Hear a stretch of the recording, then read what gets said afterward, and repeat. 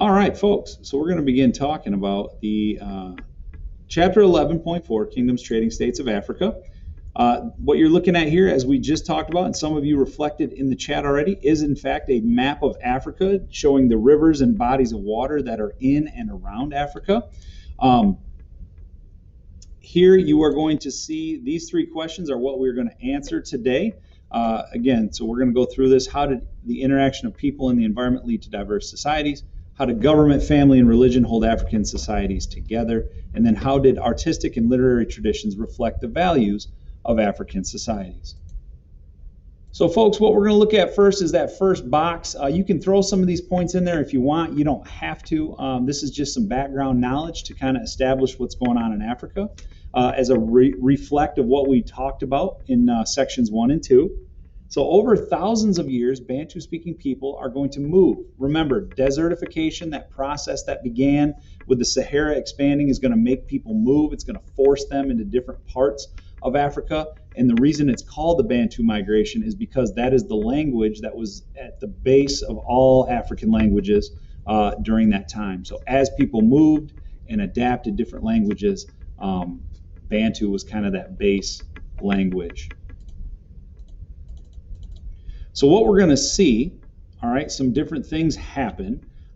People are going to adapt to the harsh conditions because sometimes that's all you can do is adapt to the harsh conditions. To be very honest with you, it's kind of like life right now, right? Some of these conditions that we are living under are in fact very harsh. So it makes it a little bit difficult at times. So when I say surviving, I mean like we're eating plant roots and herbs and getting small game where we can. I don't know about you guys, but you know, I'm not really a huge fan of plant roots and herbs, but if I was starving, I would make it work. I would make it work. Along the coasts and rivers, wherever you have bodies of water, they're typically full of fish. Rosa said in the chat that oceans were very important. You could see them on the map, and those oceans and rivers and bodies of water are going to produce fish. And so if you lived along one of those, you built tools and lived your life fishing. So that means like using nets, fishing poles, things like that to catch what you needed. And then obviously it would lead to trading that surplus goods. So you're going to start to see economies start to form. In the savannas, and when I say savannas, these are roughly the size of the United States. These savannas that are in Africa, these are not small by any stretch of the mind. Africa is a massive continent, second largest on planet Earth. So these savannas, lots of area to roam. People would raise cattle. They would have to protect that cattle from people who tried to steal it. People became skilled warriors, just all sorts of crazy stuff. So anywhere there was good soil, people would slash and burn all the foliage to get down to the soil so they could farm. All right, and that was called slash and burn agriculture. You don't have to worry about that, but you know, like I said, with history, you're usually pretty good by just looking at the term. If I said slash and burn agriculture to you, I guarantee you could probably piece it together without me telling you what it was, just based on those terms. So box number 1, family patterns. I gotta tell you, I know there are times where you guys can't stand your family members. I know for a fact growing up I couldn't stand my family members at all, but at the base root of the African society is so firmly rooted in family. I mean, to the point where your lives depended on each other. All right, we don't have a lot of that here. We do in the United States, but not nearly to the extent that it happened in medieval and ancient Africa. If you had children, those children were working as young as possible to help your family survive, to help your family prosper. So villages and communities were very, very tight-knit. The relationships strongly tied to family. The nuclear family, having a mom, a dad, and the kids, they would live and work together for many times well into adulthood. It was not seen as different. I know in the United States, for whatever reason, when we turn 18 to 21, everybody expects the kids to pack up and move away from home. In Africa, that wasn't the case. Like if kids moved away from home, you might not survive. So, you need to have that tight-knit family. And so the nuclear families, moms, dads, kids, work together, live together, and just attack life every day together. In some instances, it wasn't just mom, dad, and kids. It might be aunts and uncles. It could be grandparents. It could be cousins. It could be extended family for who knows how long out that would live together and work together. So it really just kind of depended. And the thing I want to draw attention to here at the very end is the success for the group. That is how people were measured. It wasn't how good you did individually. It was how well you survived as a group. Okay, how well you survived as a group. All right. They focused on something called kinship. All right. Kin meaning family. That's what kin means. It means family. And these are some vocab terms that we've talked about. Okay. Patrilineal, meaning along the father's side. So any ties, anything like that, your clan, your people, typically passed through the father's side. Matrilineal means through the mom's side. What's really interesting about matrilineal relationships is if you lived in a community where everything was passed down through the mother's side, typically there was a huge bond between brothers and sisters. Like it was the brother's job to protect the sister, whether it was younger or older. If you were the brother, it was your job to protect that sister. Now again, having two younger brothers myself, couldn't stand them half the time, but you better believe I would do everything I could to protect them.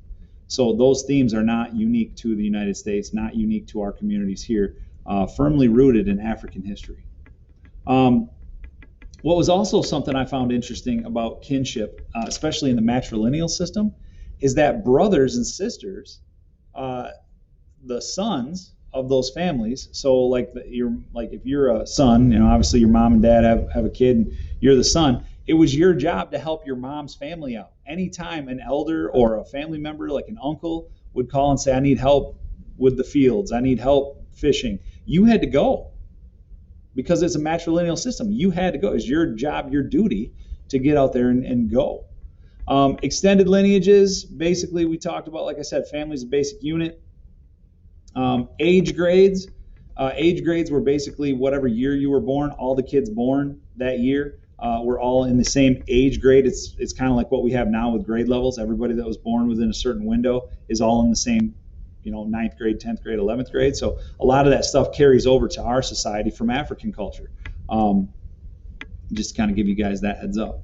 So that's box number 1, family patterns. So please make sure you got a couple of things filled in. Box 2, political patterns. Okay, box 2, political patterns.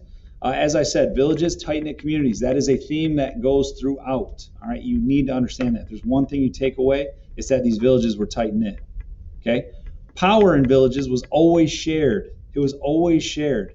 To be honest with you, I wish some of our politicians today would take a lesson from these ancient African civilizations and they would do what's best for the group after everybody kind of talked and had their say. So whether you agreed with each other or not, they would try to work it out.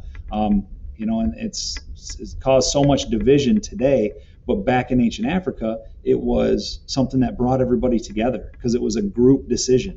It wasn't just one group of people saying this, another group saying this. No, everybody came together to do what was best for everybody. And that decision is called consensus. All right, and it's very rare. Again, as I pointed out, Miss English can probably attest to this, that consensus is pretty rare these days. Back then, the village didn't move on with a topic until they had a consensus. So you better believe things were getting solved. If that village existed within a kingdom, like in Mali with Mansa Musa, we talked about Mansa Musa last week, you would have to provide some taxes and then potentially provide some soldiers to that central government, but it was well within reason. It wasn't like it was going to break you. So your village could kind of give what they could give, and that was fine. It was for the betterment of everybody. So that is box 2, political patterns. Religion is box 3. And religion was varied, man. It was absolutely varied. Prior to Islam and Christianity being brought to Africa, religious beliefs depended on the tribe. It could be monotheistic, it could be polytheistic, it really just depended. Many Africans believed in a single supreme being, one God above all others, so that kind of fit in well with Islam and Christianity. but it influenced people in Africa, and it still to this day influences people in Africa, Christianity and Islam, that is.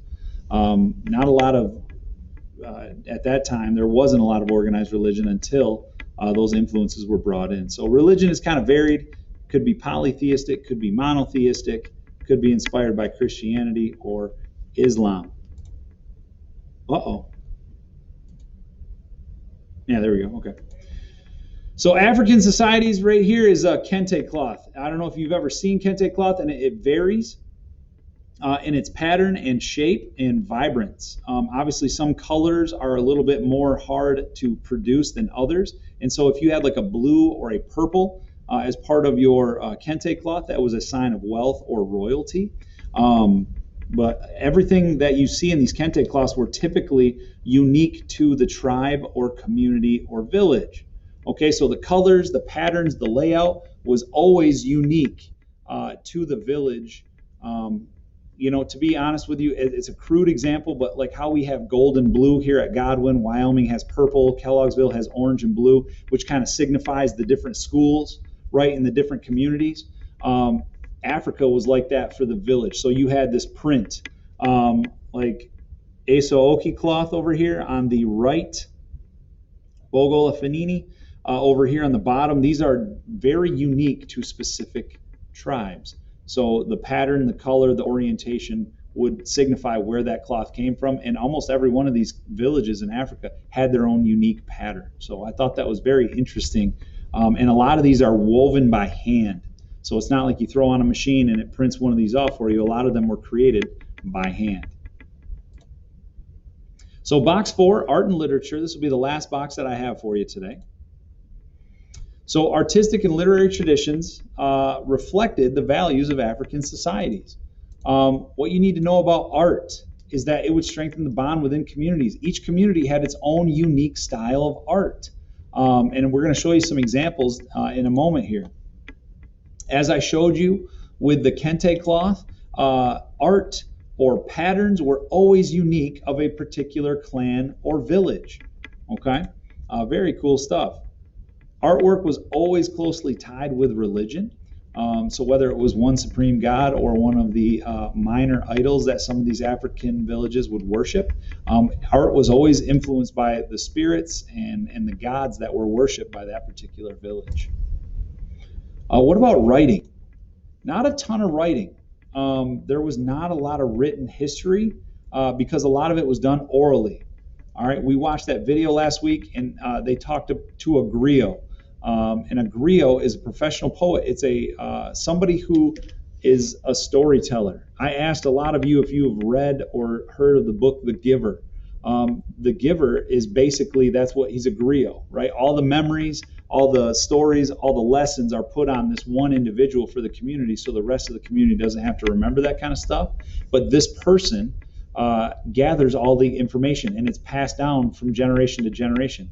A lot of times it is a patrilineal or matrilineal pass down. So if your grandfather was a griot, that meant that your dad or mom was potentially going to be a griot, which meant that you or your brother or sister was going to potentially be a griot. And that is how those histories are passed down. They tell you stories. You remember those stories, and then you recite those stories. So what it did, these stories, they help promote the community, they help promote values, and help promote their identity. And so each individual community had its own hero or some great historic figure that they would draw back to. So that is literature and art in box 4. Here are some examples of some of the artwork. As you can see, these are from 3 different kingdoms.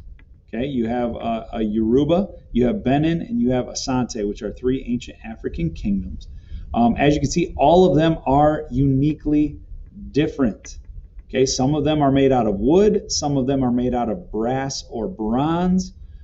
It really just depends, but as you can tell, each of them unique to the village. And as you guys can see here, the head shape, the face shape, maybe some facial tattoos or markings, each of them reflecting the individual village's view of themselves or one of their gods. Okay, Ben in here, it looks like an elongated neck with some rings here that are placed to extend that neck. And that is an actual thing. There are kingdoms in Africa where part of the tradition or show of leadership in the community was to add these rings to elongate the neck. And again, that is unique to that specific kingdom in Africa. So some very beautiful setups here. Hey, TJ, thanks for being here, buddy.